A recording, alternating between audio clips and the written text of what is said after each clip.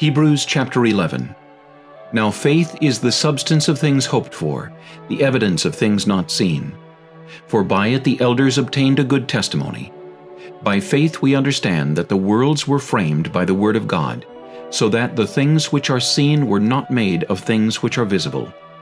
By faith Abel offered to God a more excellent sacrifice than Cain, through which he obtained witness that he was righteous, God testifying of his gifts, and through it he being dead still speaks.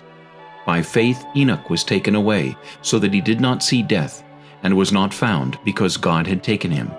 For before he was taken, he had this testimony, that he pleased God. But without faith it is impossible to please him, for he who comes to God must believe that he is, and that he is a rewarder of those who diligently seek him. By faith Noah, being divinely warned of things not yet seen, moved with godly fear, prepared an ark for the saving of his household, by which he condemned the world, and became heir of the righteousness which is according to faith. By faith Abraham obeyed when he was called to go out to the place which he would receive as an inheritance. And he went out, not knowing where he was going. By faith he dwelt in the land of promise as in a foreign country, dwelling in tents with Isaac and Jacob, the heirs with him of the same promise. For he waited for the city which has foundations, whose builder and maker is God. By faith Sarah herself also received strength to conceive seed, and she bore a child when she was past the age, because she judged him faithful who had promised.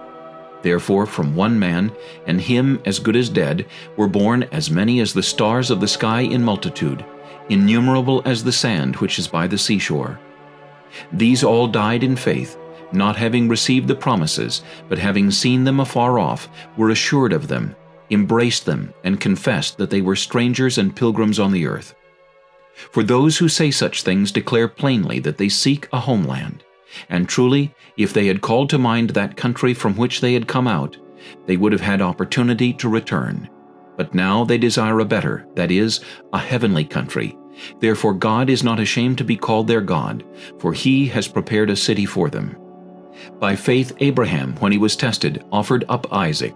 And he who had received the promises offered up his only begotten son, of whom it was said, "In Isaac your seed shall be called," concluding that God was able to raise him up even from the dead, from which he also received him in a figurative sense. By faith Isaac blessed Jacob and Esau concerning things to come. By faith Jacob, when he was dying, blessed each of the sons of Joseph, and worshipped, leaning on the top of his staff. By faith Joseph, when he was dying, made mention of the departure of the children of Israel, and gave instructions concerning his bones. By faith Moses, when he was born, was hidden 3 months by his parents, because they saw he was a beautiful child, and they were not afraid of the king's command. By faith Moses, when he became of age, refused to be called the son of Pharaoh's daughter, choosing rather to suffer affliction with the people of God than to enjoy the passing pleasures of sin, esteeming the reproach of Christ greater riches than the treasures in Egypt, for he looked to the reward. By faith he forsook Egypt, not fearing the wrath of the king, for he endured as seeing him who is invisible. By faith he kept the Passover and the sprinkling of blood, lest he who destroyed the firstborn should touch them. By faith they passed through the Red Sea as by dry land, whereas the Egyptians, attempting to do so, were drowned. By faith the walls of Jericho fell down after they were encircled for 7 days. By faith the harlot Rahab did not perish with those who did not believe, when she had received the spies with peace. And what more shall I say? For the time would fail me to tell of Gideon, and Barak, and Samson, and Jephthah, also of David and Samuel and the prophets, who through faith subdued kingdoms, worked righteousness, obtained promises, stopped the mouths of lions, quenched the violence of fire, escaped the edge of the sword, out of weakness were made strong, became valiant in battle, turned to flight the armies of the aliens. Women received their dead raised to life again. Others were tortured, not accepting deliverance, that they might obtain a better resurrection. Still others had trial of mockings and scourgings, yes, and of chains and imprisonment. They were stoned, they were sawn in two, were tempted, were slain with the sword.